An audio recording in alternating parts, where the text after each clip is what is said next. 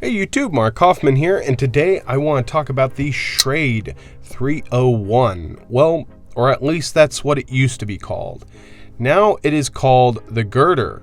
So this is a knife that I've had in the past. I really never felt to make a video out of it because, well, there was a lot of videos on it and a lot of people had made reviews on it, and I didn't think I could really add to it. But now that Schrade has actually kind of revamped this model and did a few things different with it, I felt that it justified a new review out there on YouTube. So Schrade is calling this the Girder, which actually is quite fitting because this thing is just a chunky boss right here. This thing is very, very big, very, very large, and I have to say it is quite a heavy-duty knife. So let me get a few different knives here for comparison.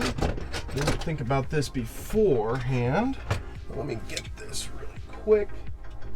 And so we've got a Chris Reeve large Sabenza 31, and then we have the Boker Plus Epicenter, and you can see there that it is a large knife. This is a very large knife. Now, it does not have a very large cutting surface to it, but I actually feel like it is really well made for a heavy-duty lifestyle. So this would probably be for a construction worker or maybe even an electrician or somebody that's going to be abusing this knife.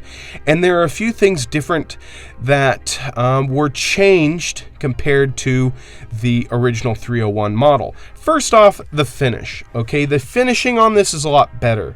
You actually have some chamfering on the hole here, which is, well, noticeably better than the original.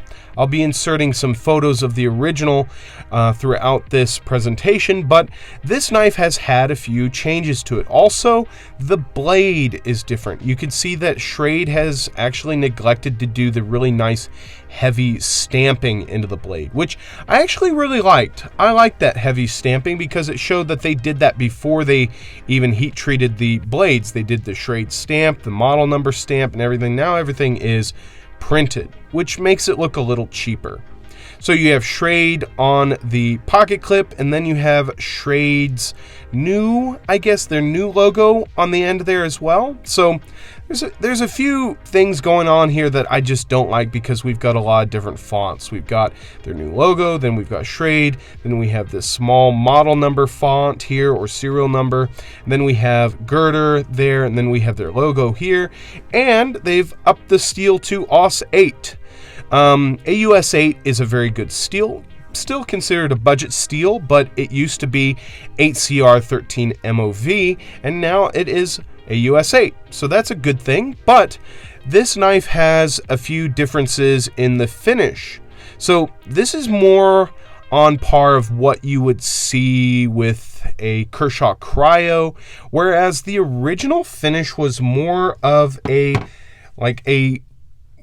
battleship gray, I would say. So this is a more original finish from Schrade. You can see here that we have the deep stamping here, and then the model number and all that good stuff. But this has the original finish there, and you can see that there's a little bit of a difference. This one's a little lighter, more battleship gray. This one's more darker, more charcoal gray. So I actually really like this lighter gray because it actually went well with the steel color. So this is one that I'll be reviewing very soon, and I'm happy with that change, but not so happy because this is more relevant to what we see with Kershaw's, and it's better in regards of what to expect when it comes to wear, whereas the other finish actually wore off pretty quick. So this is probably a better finish in the end when it comes to wear and tear. Now, the other thing that they did differently with this is actually something that I changed, and originally this knife actually came with ball bearings. Now, this knife had ball bearings with plastic retainers, so small stainless steel ball bearings within a black plastic retainer, and this thing was stupid smooth. I mean, this thing was really, really smooth, but I actually changed it over to phosphor bronze washers. So you can see those in there. I just like phosphor bronze washers when it comes to a heavy knife like this. And to be honest, those very small little steel bearings really did not look up to the task. Now, there are no bearing tracks in here. It's just bearings on this slab of steel and then the bearings on the slab of the blade, and that's it. There's no track, there's nothing like that. So if the plastic retainer happened to break, those bearings are just going to go everywhere. So that's why I ended up changing it to washers. Now, the hardware is not bad. I was able to take this thing apart no problem.